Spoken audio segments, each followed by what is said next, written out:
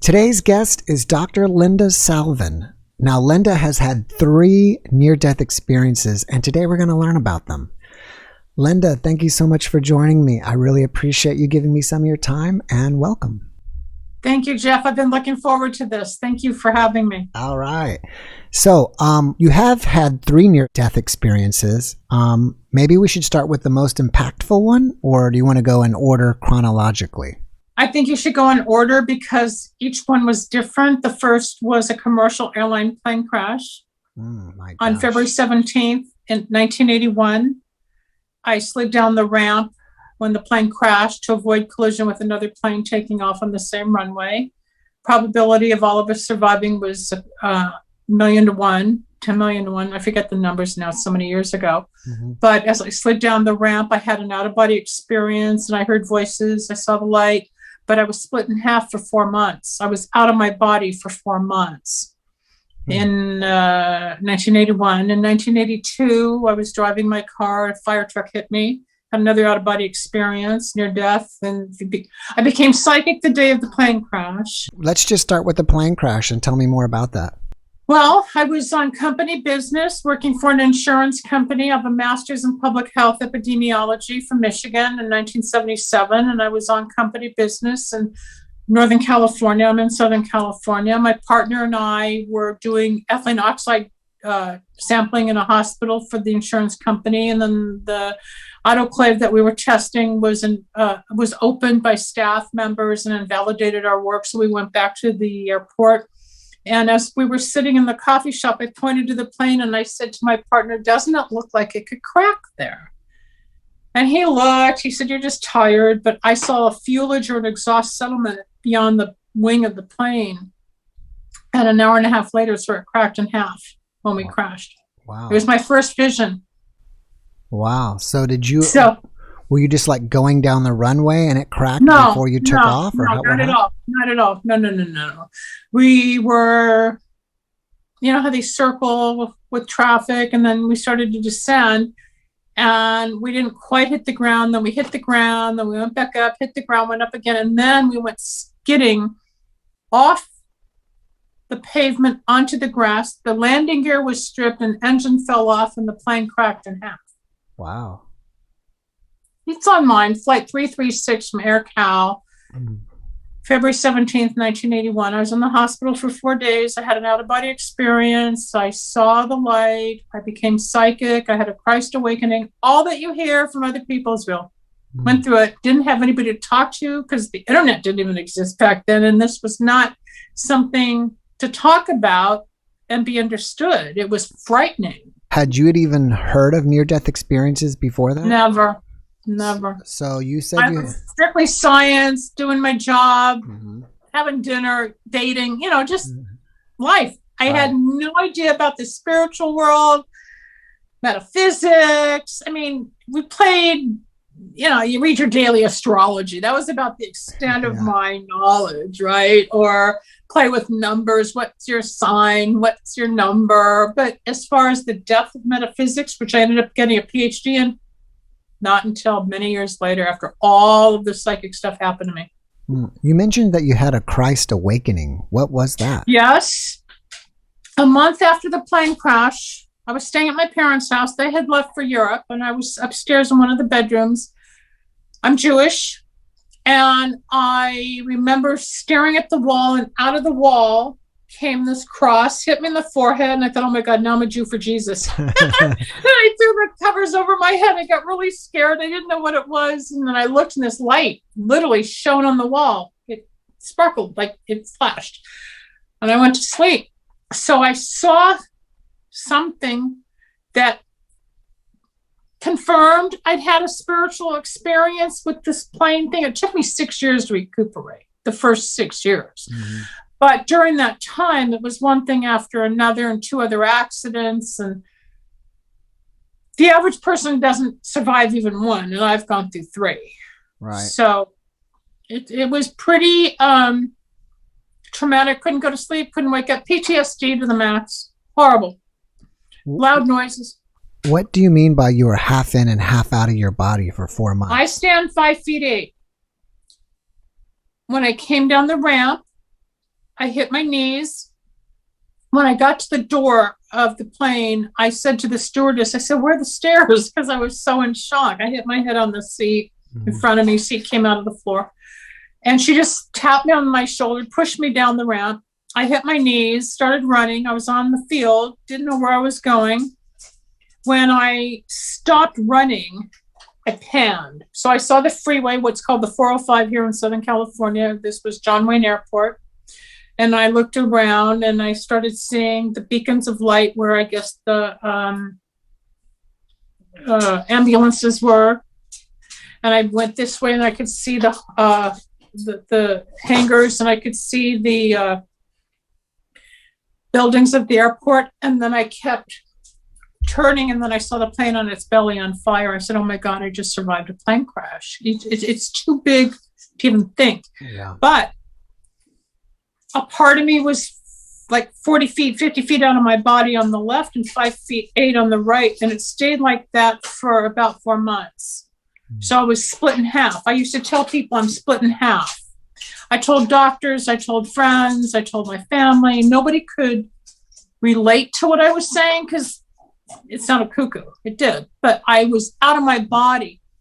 A psychic later told me I was a walk-in, which means a soul comes in to exchange the souls to do a lesson or to become psychic. And I said, well, I was just in a plane crash. And this split in half feeling, like I said, lasted till almost summer.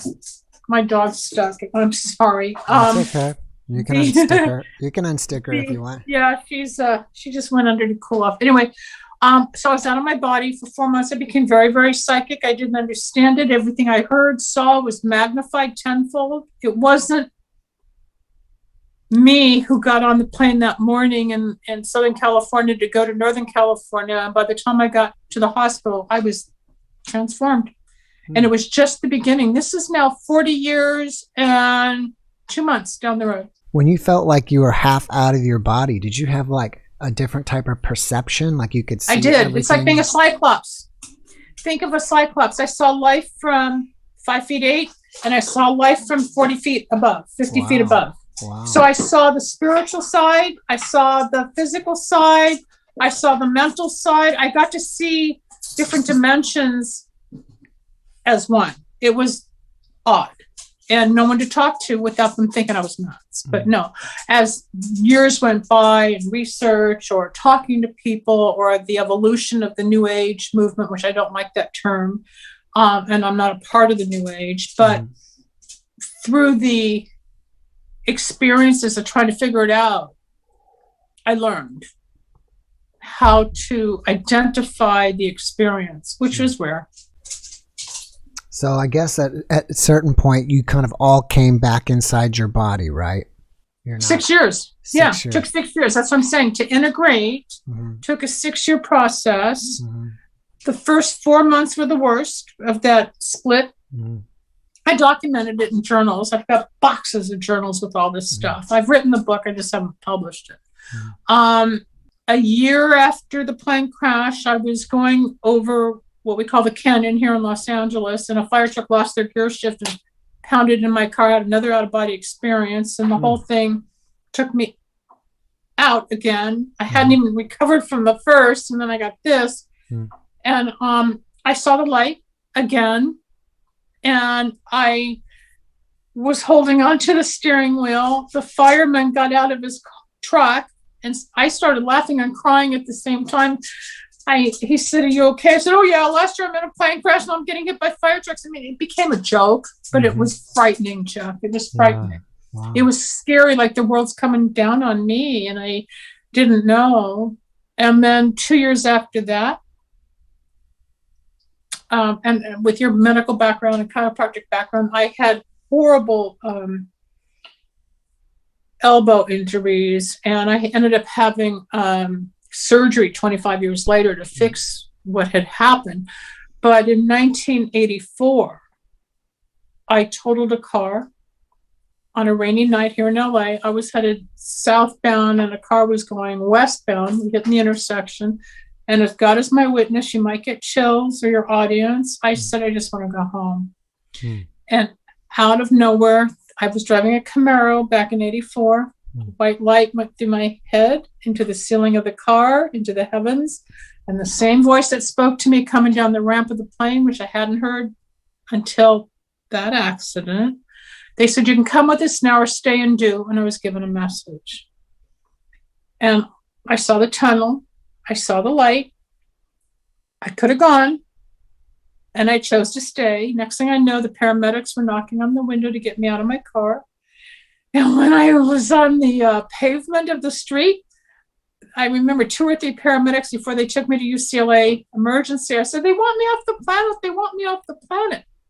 Because I finally saw a vision of my brain. It's like if you have a cookie cutter and you having studied anatomy, physiology, and everything about the body, the spheres of the brain, the mind became vivid, like a picture you'd see in an anatomy book.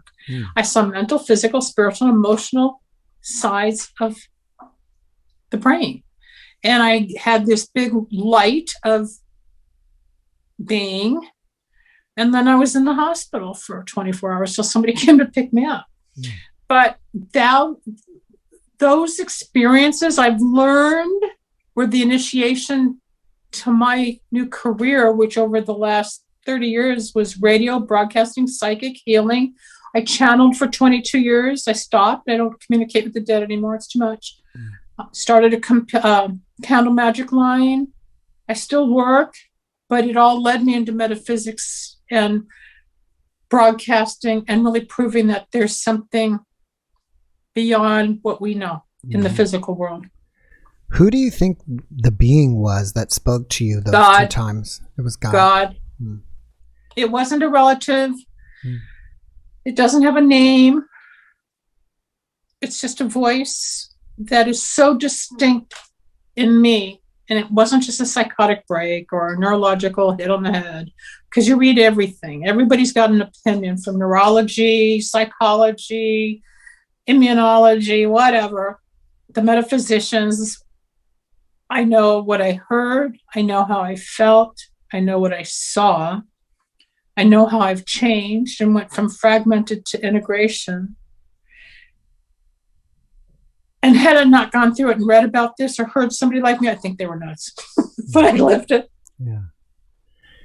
During any one of your experiences, did you encounter any angels, guardian angels, beings, anything? Not until like the Christ Awakening a few days after the plane crash or a month later. And then only, not so much in the fire truck because it happened so quickly. And then the captain or driver, one of them, there wasn't enough time to really examine what was going on. It was just that I was hurt and I was laughing and stunned because I was still recuperating from being in a 737 crash.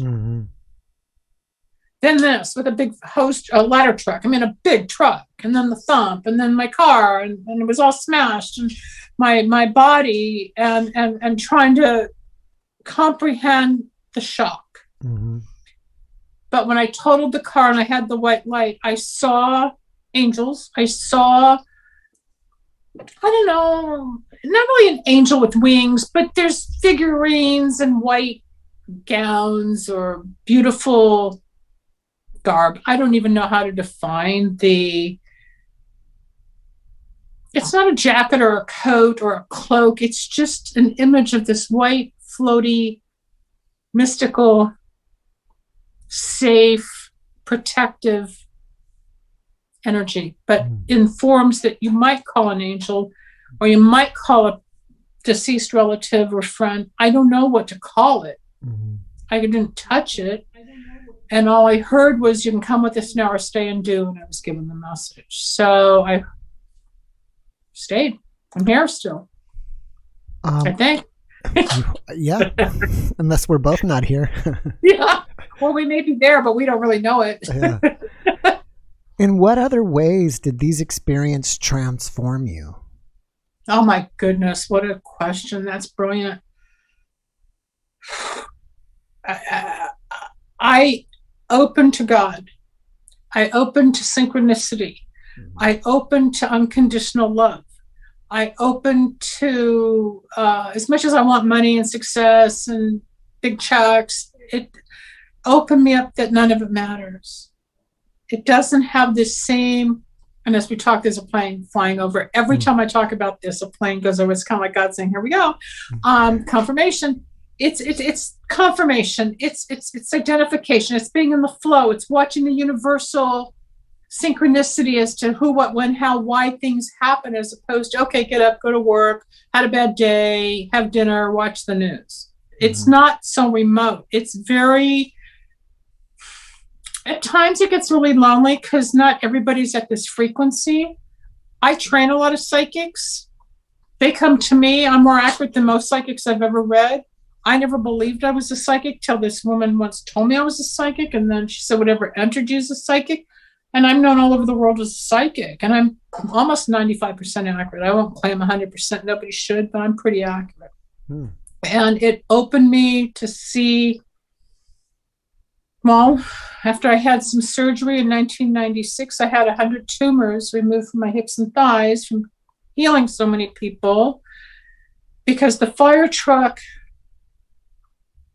led me to some surgery, and I started healing people just with my hands. Long before I heard about Reiki. It's not Reiki. I have a lot of testimonies. One girl had 26 different personalities, MPD, and her mother flew in from Arizona to thank me because I put her back into one personality. So I have a gift that heals people. But I used to take that energy and put it back in my body, like just clean my hands or go, but then I ended up having 100 tumors removed from my hips and thighs. And then one day I just put my hands down, saw the handprint of fingers. I equated my work with putting it back in. But when the tumors were out, I started channeling dead people. So each incident took me to another level of gifts, experience, ability. So I went from the plane crash to becoming psychic, to the fire truck to becoming more psychic, to the near death becoming more spiritual and psychic.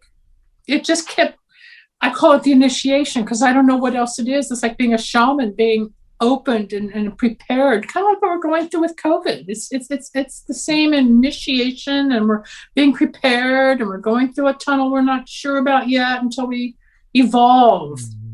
It's a very similar shamanic thing. It changed me because I ended up in radio. I've been on TV. I've been in movies. It's not where I was headed. So were these tumors like maybe like little benign growths in your skin? They were angio, what did they call it? I can't even remember some anymore. kind of dermatoplasm? Angiolipomas, because each tumor had its own blood supply. Oh, okay, lipoma. They're like little fatty tumors. Yeah, but I didn't have them before all the healing work. And then they had the blood supply, so they had to come out. I had 3 surgeries, 86, 87, and 89. It's amazing that you made that connection, that you would wipe your hands on your legs. Because I saw the scars after the stitches came out. I saw scars like in the format of my fingers. And I thought, oh my God. And I started seeing, you just go like this because you're tired, or you just want to get rid of stuff. Or even when you were doing chiropractic, I'm sure you'd be empathic enough to pick up your patient's energy, and you just, you got to straighten it out before you see the next person. But I put it all back inside. Now, you mentioned that you were Jewish. Are you Christian? Of course I am. No, I'm none. I don't identify with religion much at all. I'm spiritual. That's metaphysics. It just is. It's the energy. I know I'm Jewish. I wear a Star of David still somewhere in here. I don't give that up, but I don't shy away from a Christ conversation like I did growing up, when it was like, talk about that. Yeah. What I learned, religion is man-made. Christ was a Jew. Everybody was Jewish. He died. They started Christianity, Catholicism. He branched into Lutheran, into Protestant because one wanted a divorce. It was just changing the rules. Spirituality just is. There's no rule. It's the stars. It's the moon. It's the synchronicity. It's somebody telling you about me to put me on your show. It's the motion of the waves in the ocean and the sun coming up every day. The synchronicity of life, like Dr. Carl Jung first described when he was on a train and watched the dolphins come out of the ocean and sink. That's where it all starts. So I became more aware of the butterflies or birds or my connection to the universe and different people's emotions, attitudes, the dark, the light. I see it in a way a lot of people don't, because I operate at a very high frequency that I have to learn to stay in my body at the same time. It's difficult. Well, I noticed you're a high energy person just in general. Do you feel like that you are also just kind of generally a high energy person? I've always had a high energy, but not like once I became psychic. Totally different. Totally different. It's a whole different evolution. It's like I would tell people years ago, like the bumper cars at the pier, you know, they're connected to this electrical charge and the cable. That's how I feel after the white light experience. I was connected to the other side. So they're just kind of moving me around if they want me as their pawn. But I'm their leader. I'm a teacher. I'm a speaker. I'm a healer.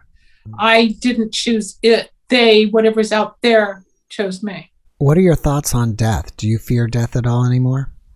I fear it because I don't want to die, but do I fear the other side? Not at all. After all the channeling I did, the testimonies I have, the pages and pages and pages of work I did for 22 years on radio, people submitting their testimonials after I would do 30, 40, 60 minutes.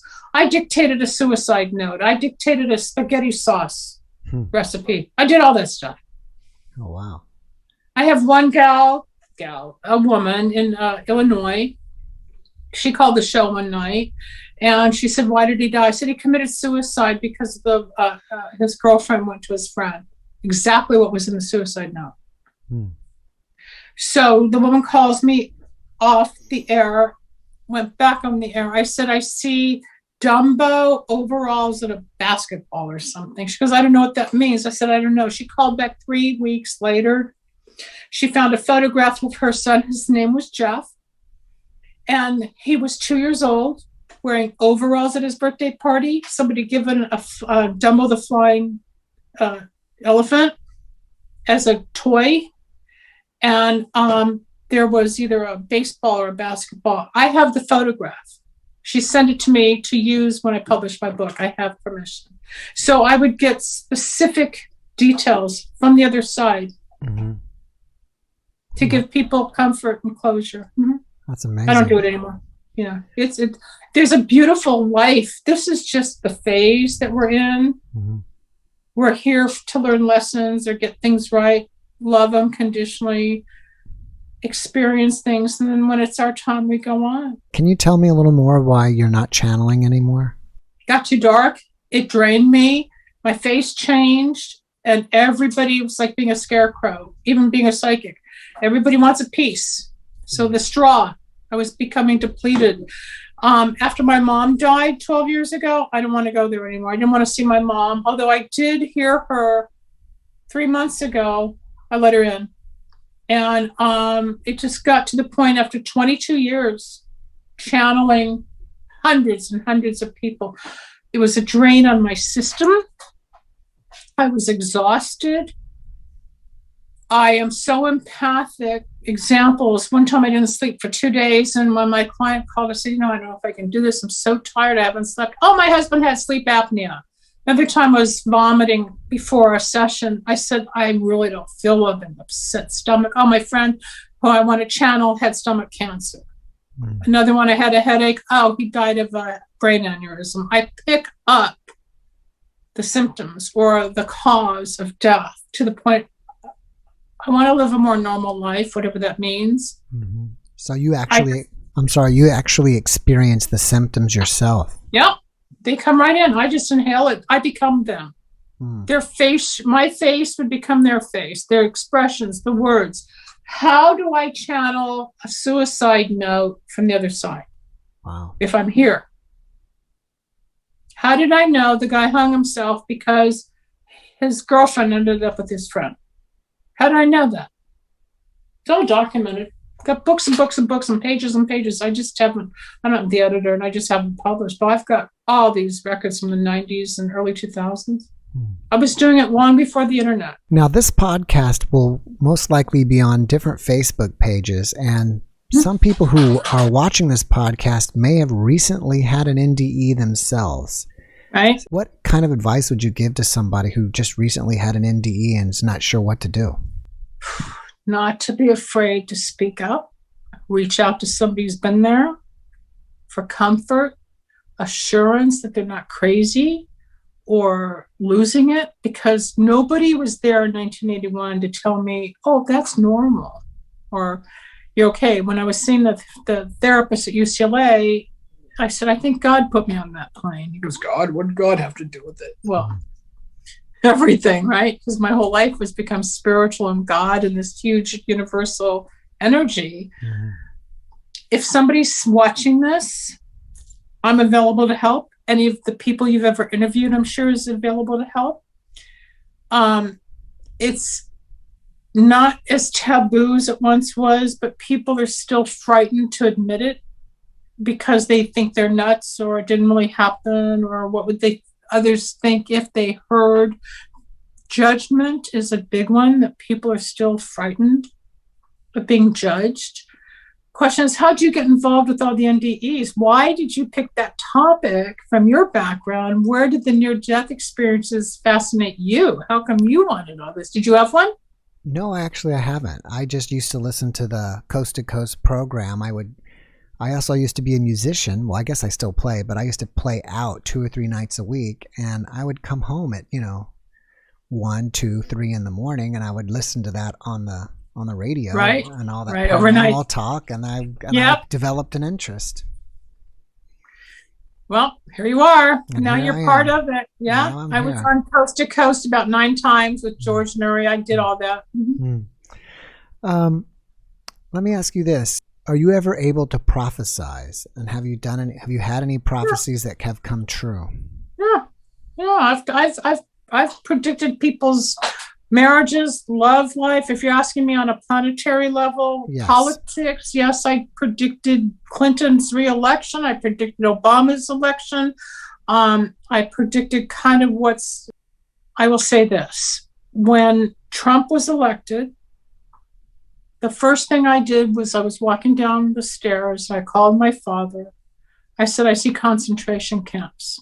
And that's all I'm going to say now, because we're in the middle of COVID. Right. I don't want to get into it. That's okay. But I think people know. And that was 2016. So 4 or 5 years ago, right? And now we're coming into it. Have you seen anything else that hasn't come to pass yet? I don't do like Nostradamus or Edgar Cayce, big evolutionary predictions. I had one that scared me in 1993. I too was a singer-songwriter, played guitar. There's a book years ago correlating music with medicine.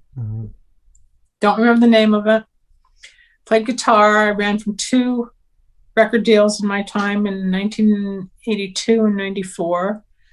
And one night I was writing a song about the city being on fire and burning. And 3 weeks later, we had the riots and LA was on fire. And I said then, no more. I don't want to know. I don't want the responsibility of the mass predictions. I don't want to talk like that. I will help people with love, money, career, their path, their opening to God, spirituality, their pets, communication. I don't even want to talk to like their dead father, mother, lover. I don't want that anymore. Right. Been there, done that. But I will help on a smaller level, more intimate level. But I will also admit all of what you're questioning is real. Do you know about the Ascension that people talk about? And do you what is your opinion on that? Yeah, that we're growing and that we're going into the new world, the new age. That's what the whole COVID thing is. It's the Ascension is we're going into a higher frequency of vibration, and that if you want to talk about the Pleadians, you want to talk about the aliens, you want to talk about the invasions, all of that is part of the Ascension as we as humans are evolving, and our consciousness and our sensitivities and our intuitiveness. people confuse intuition with psychic. It's not the same. Everybody's intuitive, but not everybody's psychic. And that's where a lot of people get confused with their, quote, gift or ability to see, feel, think.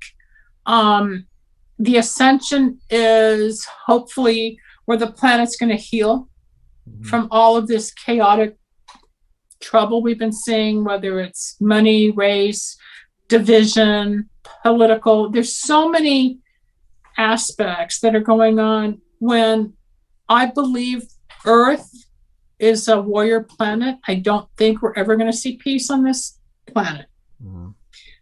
I believe our job as humans and as spiritual people from the other side, we're being taught to love unconditionally the best we can and bring heaven on earth for ourselves.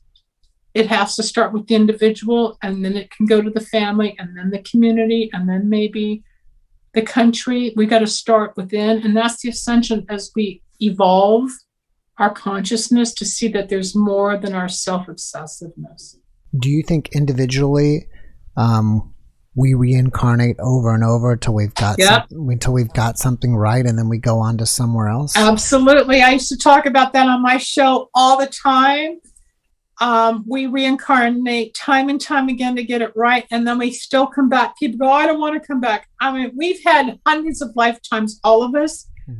I'm 67 now. I was 4, maybe. I witnessed 2 planes collide in midair, and then 23 years later, I was in a plane crash. What's the probability of that?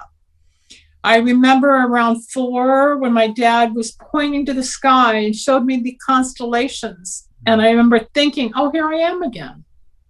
I had the conscious thought of recognizing the universe, the sky. Had not seen it or equated it at that point of being a little girl. Right? So I think I was in 8th grade. We were studying World War II, Nazis and all that with the camps. And in those days, teachers had rulers. And I was in the front row over by the window, and we were studying something. I'm getting real fidgety. And the teacher takes her ruler. She goes, Linda, what is it? I stood up. I said, I don't remember this. She looked at me, but I couldn't think it through. I feel like I knew Zeus when I read mythology. It's like, oh, hi. A lot of recall. But there was something about this history class. I couldn't connect the dots. We definitely reincarnate. There are no accidents. Everything happens for a reason. We choose our parents to learn lessons. It's soulmates. All that's real. So you mentioned about Pleadians and other people coming here. Can you tell me more about that? Barbara Marciniak is probably the one to talk to about that, because she wrote the book on the Pleadians, which are from different galaxies that come here to help. And the theory is, in part, that in our sleep we're being programmed spiritually by the Pleadians, and they're here to help. I'm not big on UFOs. I'm not a MUFON. I don't know enough. Do I believe in it? Yes. Have I seen things in the sky where I thought might be extraterrestrial? Absolutely. Can I identify it? No. Have I been abducted? No. But I know people who claim that they have. It's no secret. People have assumed President Kennedy was shot because he knew so much about the UFO invasions. It's coming more as a dominant conversation now, where there's not as much secrecy around it, but it's still not quite out in the open to admit it. But there's more sightings, and with today's technology, I believe planet Earth isn't going to be as alone as we always thought. Yeah. With invasions of, extraterrestrials. Yeah. Do you know of Starseeds? And if you do, what is your opinion on Starseeds? I'm a Starseed. You're a Starseed. You wouldn't be doing this if you weren't. So each generation has its own, like the star people, the Starseed come from a different galaxy. We're born in human form. We have the heightened awareness, psychic, spiritual awakenings or whatever in our lifetime. But each generation has their own. So you got the crystal kids, the indigo kids, they've all got different labels throughout the generations. But the starseed apparently come from the universe in a different galaxy and evolved. Most of the people in the baby boomer generation, like myself, were considered starseed. Brad Steiger was the #1 author on all that years ago. Now indigo and all the different crystal kids, they're all on different levels, but it's all more or less the same through time's evolution. Here to help, bring peace, calm it down, unconditional love, awaken. The people like Edgar Cayce, who was the sleeping prophet, or Nostradamus 500-600 years ago, those kind of seers, psychics, there were very, very few and far between. But the starseed, you're one because you got into medicine to help, you evolved, you expressed with music, but now the starseed in you is to be the teacher or to make people aware through the medium like YouTube and Twitch and all these other, Facebook and all the different channels we have. We didn't have this 15 years ago. Now, when you're saying me, but are you No, saying you personally, Jeff. I read you. Okay. I can read. No, you're part of it. Okay. You're not. I'm just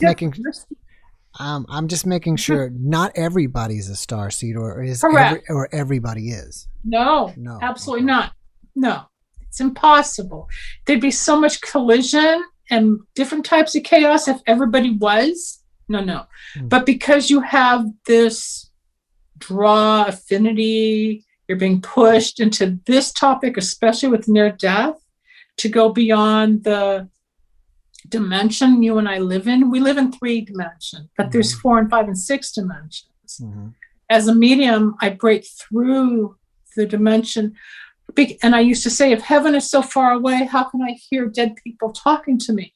All it is right here on the right side of my brain, something got hot, and it was like a little tunnel, and I just start talking, and I would just communicate whatever I heard, and out came suicide notes and spaghetti sauce and sleep apnea and the love life or whatever was supposed to come through. But spirits are around us constantly. So even though we have a near death and we see God, or we see a relative, or we see a friend who passed, or we see angels, or whatever we individually experience through the experience, everybody's different. But we're taught to go to the next level to teach more, to let others know it's real. Because there's people on such a low level, they have no concept. They don't. That's why half of them, like the mentally ill that are homeless on the street, versus somebody could be a multi-millionaire and still be stuck spiritually. My job is to help people integrate the mind, body, spirit, see the mental, the physical, the spiritual, and emotional. All right. It seems like you've served humanity in one capacity, but now you're moving on to something else. What are you moving on to? It's interesting. I got into radio in 1994, FM radio. I was chosen out of 300 psychics here in LA to do the nighttime drive. And from there, one of the creative directors helped me produce my own show on AM. Then I went to FM. Then I went to cable. Then I went back to FM. Then I was in 400 markets, syndicated. Then FM went off the air. Then I was doing internet. Then I did TV shows. Then I got tired. Then I started up again. I'm at a point now, as I mentioned before we get on there, I started a candle magic line in 1999. I got trained with a Sanarian priest to help people make more money, get rid of bad luck, health issues, love, legal, whatever. And I created what's called Wicks of Wisdom.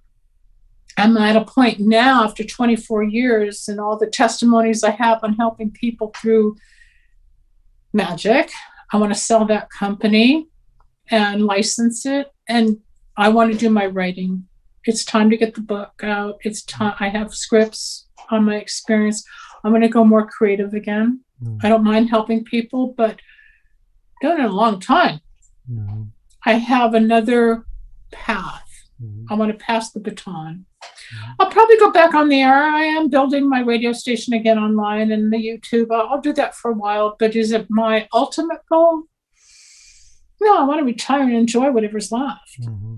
You know, Mm-hmm. I have energy, yeah, but I've done a lot. Yeah. Can you tell me more about the candle magic, like what you actually do? I didn't believe in it until it happened. In the 80s, I would try different formulas and think, oh, wow, this is going to work. And nothing ever happened. But there was a guy in my life, and I wanted him to become a little more emotive. Because guys, as you know, don't quite express as we gals do, right? Yes. So I tried a few different things, didn't work. Somebody told me to go to this candle place, and I did it, and he started opening up in such a way. It's like, how do you make him stop? Uh-oh. So I met this man in downtown LA, and he trained me. I said, why are you going to train me? He goes, well, one, you're on radio and you're helping people, but you're going to buy from me. 24 years later, I'm still his customer. He's helped me through tons of things.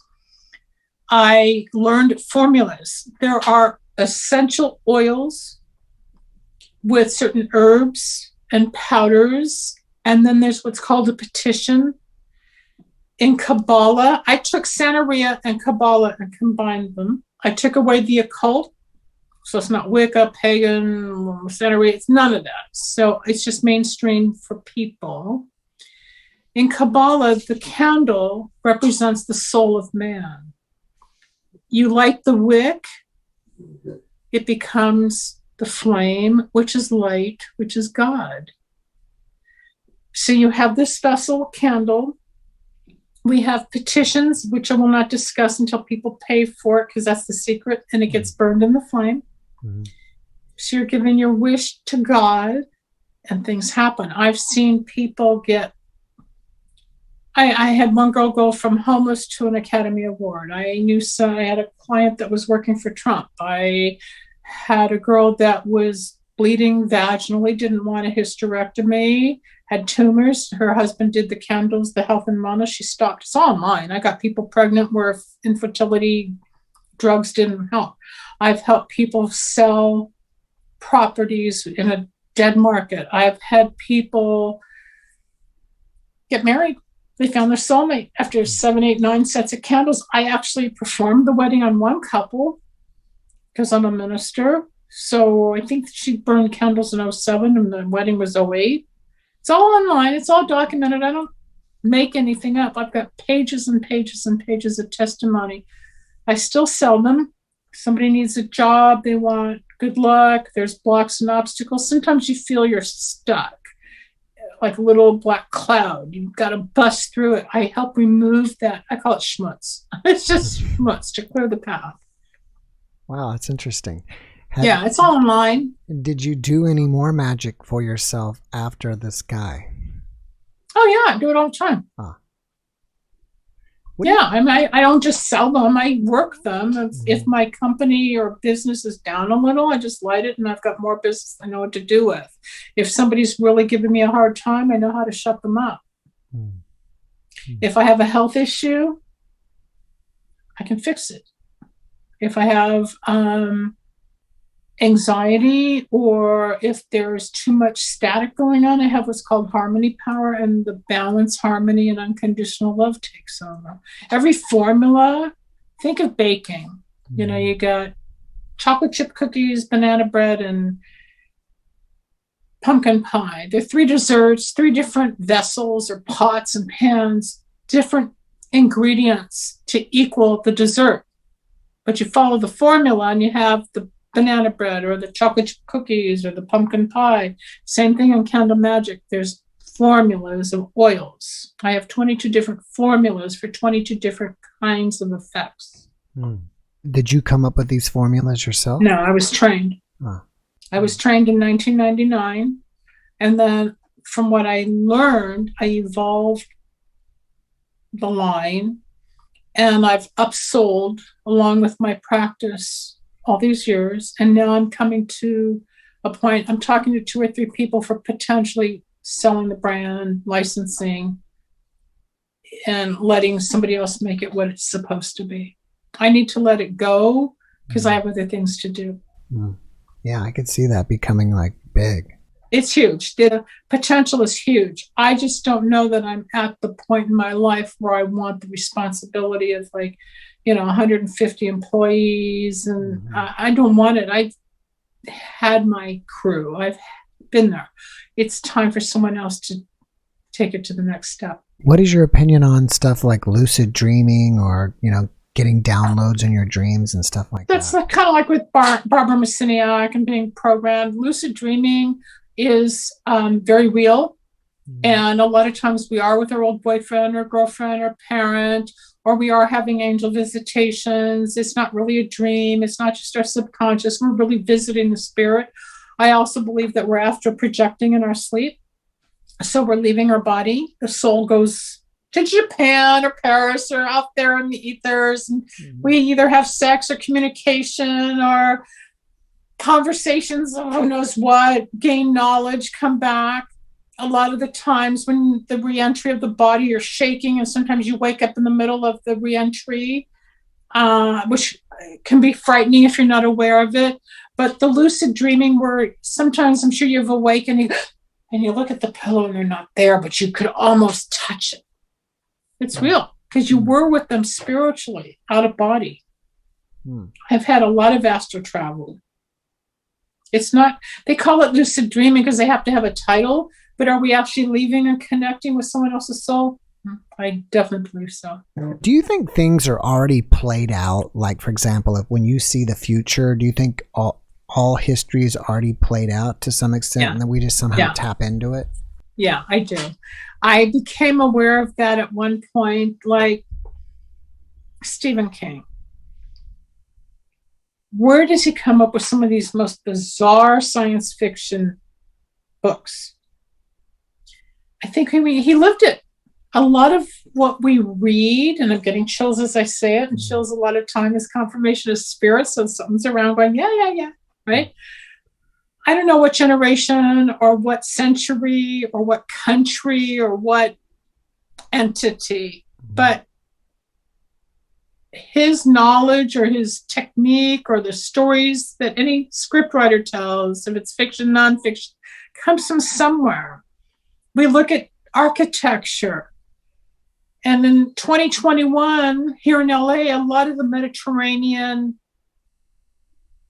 architecture is also very ancient, from early Roman or Mediterranean days, that's recycled again, but more modern. Or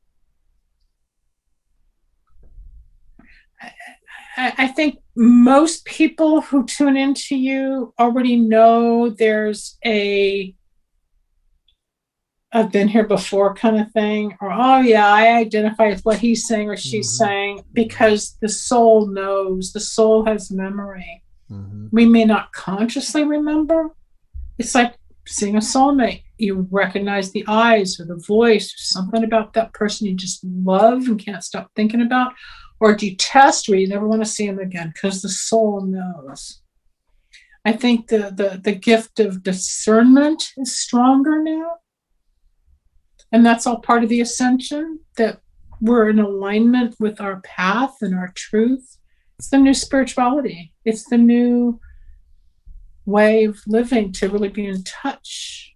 I feel like maybe spirituality is coming back or something. It was like kind of hot in the 90s. Late. Yeah, it has its phases. It's hot and cold. Like in the 60s when I was growing up, and it was acid and dropping out to drop in, or whatever the Timothy Leary talked about.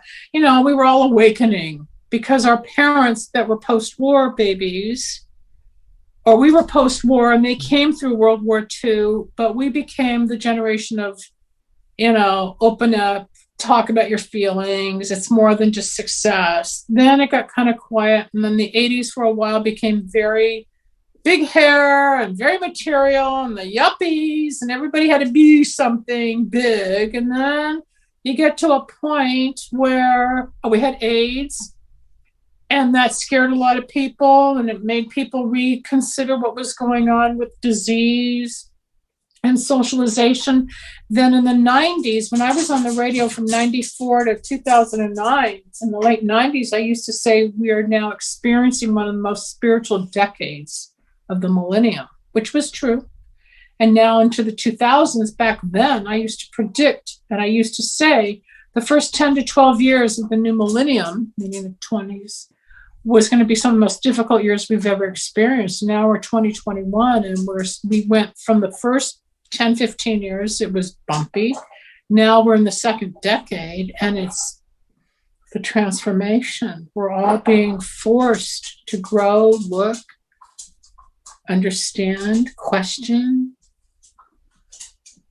It's the whole movement, but I don't know if there's the families that own and run the planet, how much is actually programmed. Like, okay, in 2021, we're going to do this. I personally don't know. I've become more of a fatalist rather than an opportunist. When opportunity comes, yes, I evaluate it. Mm-hmm. But after the plane crash, and I really started to see how God worked in my life, whatever that was, because I didn't know what to do with everything that was happening. I said, okay, what do you want me to do? I didn't know who I was talking to. I just knew there was something out there that saved me and got me on this other path. And I just sort of like let each day unfold, deal with problems and issues the best I could, but try to figure out the flow for me. And I think that's what most people are doing now, is finding their flow in this tapestry of life. All right, well, I need to switch gears on you. What is your website? LindaSalvin.com, LindaSalv as in Victor, IN.com. All right. And it's all there. Are you on any other social media platforms? Facebook, Instagram, Twitter? Facebook is Linda Salvin and Dr. Linda Salvin and Wicks of Wisdom. It's all there. 3 or 4 different walls, pages, whatever they're called. Mm-hmm. Instagram is Dr. Linda PhD. Mm-hmm. Twitter is Psychic Dr. Linda. Mm-hmm. Indeed is, not Indeed, LinkedIn. Mm-hmm. I think it's just Linda Salvin. You put Linda Salvin in, it'll pop up somewhere. Okay, great. You mentioned earlier that you're willing to help people. So if they message you on Facebook, or absolutely. They book an appointment. I don't just give free. Everybody wants it for free. They have one question. They've all got one question. Yeah. The whole world has one question, right? You book an appointment. This is my living. I've been doing it for over 30 years as a psychic, a healer, a medium. I don't want to say I'm a working medium at the moment. Candle magic, spiritual growth. Yeah, that's my job. Mm-hmm. All right, well, before we wrap it up here, do you have one last message that you can share with the audience? The one last thing I would say, Jeff, is turn the fear into faith. I've learned that the will of God will never leave me, where the grace of God cannot keep me. So no matter how much chaos, upset, anxiety, fear, and I have a lot, when I get back to the moment, it's all okay. I'm still here. I'm not sick. I might get overwhelmed. I get technically challenged, but my heart's full of love. I see butterflies. I see birds. I'm aware of my surroundings and not just so tunnel vision that there's a self-obsessed monetary goal. It's not. It's universal. It's to be a part of and not where I used to think I was nothing. We're all part of it. Just like the background of your monitor here, you got the universe. We're all part of it. All right. Well, thank you for that message. I appreciate that. And I appreciate you being on my podcast. And hey, once you get your book published, let's get you back on and talk about your book. And once I'm back on, I'll have you on as a guest. That would be awesome. Okay. Thanks a lot, Jeff. Good luck. Thank you. And have a good night, Dr. Linda. You too. Bye-bye. Bye-bye. Thanks for watching the JeffMara podcast. I really appreciate you. Another way to show support is through YouTube memberships. And if you do, there are loyalty badges and other perks depending on your level of membership. All you need to do is click the join button underneath the video to find out more. Thank you for your support.